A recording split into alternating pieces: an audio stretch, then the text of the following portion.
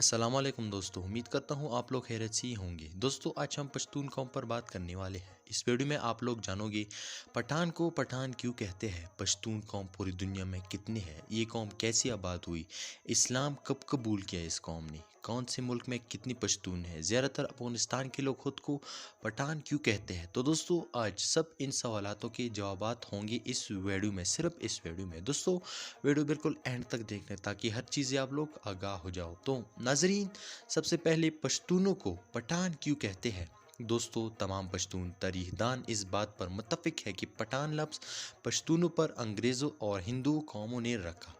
پرانے زمانے میں جب پشتون بسنے کی عرصے ہندوستان جاتے تو کچھ مدت بعد اپنی زبان بھول جاتے، ایسا کہنا ہے تاریخ دانوں کا، اور مقامی زبانیں اپنا لیتے تھے وہ لوگ۔ ان کی اولاد کا اپنی آبائی وطن سے تعلق صرف تاریخی حد تک باقی رہ جاتا تھا، اس لیے ایک الگ طبقہ بن جائے بلکہ ہندوستان کے رسم و رواج کے مطابق ایک ذات یا برادری کی صورت اختیار کر لیتے تھے۔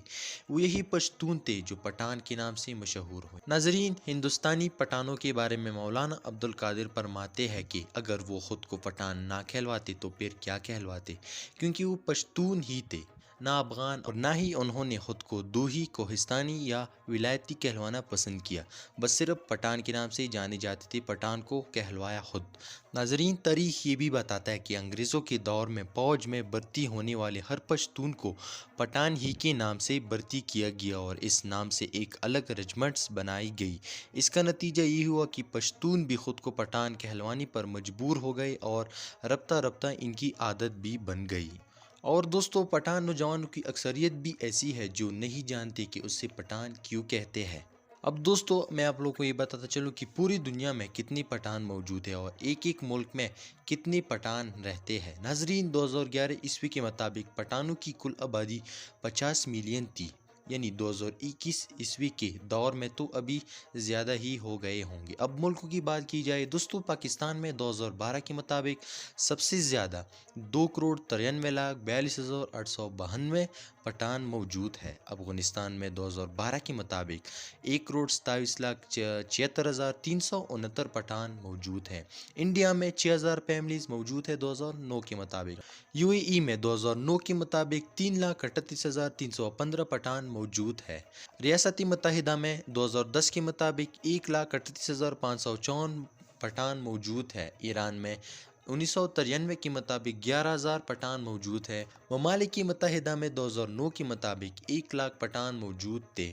جرمنی میں 2012 کے مطابق 37,800 پٹھان موجود ہے۔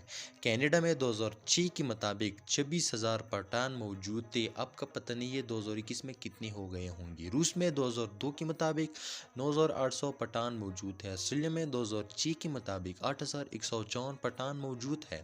ملیشیا میں 2008 کے مطابق 5,500 تعداد بتائی جاتی ہے۔ تاجکستان میں 1970 کے مطابق 4,000 تعداد بتائی جاتی ہے۔ دوستو باقی اور ملکوں میں بھی بہت موجود ہیں، میرے پاس صرف انہی ملکوں کی ڈیٹیلز موجود تھے۔ اب ناظرین، یہ قوم آباد کیسی ہوئی اور اسلام کب قبول کیا۔ مورخین کے مطابق پشتون قبیلے کی شاخیں ہزاروں برس پرانی ہے۔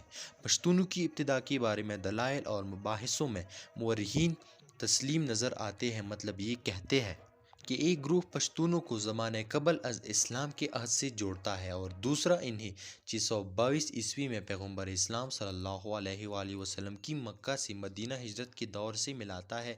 اول ذکر عقیدے سے متفق پشتون اس لیے خود کو پہلے پشتون اور بعد میں مسلمان کہتے ہیں۔ بہرحال ایک بات پر تمام مورخین متفق ہے کہ پشتون یا پختون کا دور افغان سے بہت پرانا ہے۔ پشاور یونیورسٹی میں پشتو اکیڈمی کے پہلے ڈائریکٹر مرحوم مولانا عبدالقادر نے اس کی وضاحت کچھ اس طرح کی تھی کہ ہزاروں برس پہلے تک جب پٹھان اور افغان کا تصور بھی نہ تھا، اس وقت ایک قبیلہ تھا جس کو رکت یا پختن کے نام سے یاد کیا جاتا تھا اور بعد میں پشتون یا پختون کی صورت اختیار کر گیا۔ بعض محققین کا دعویٰ ہے کہ لفظ پشتون کا ذکر رگوید میں کیا گیا ہے، جس میں اسے پکت کے نام سے یاد کیا گیا۔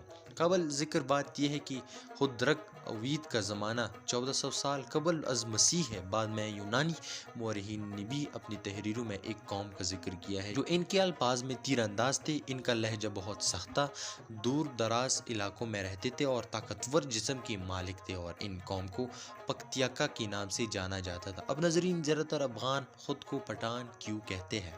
مندرجہ ذیل بلا بحث سے ایک بات تو طے ہے کہ لفظ پشتون کا تصور افغان سے بہت پہلے موجود تھا۔ اب سوال یہ کہ افغانستان خود کو افغانی خود کو پٹھان کیوں کہتے ہیں؟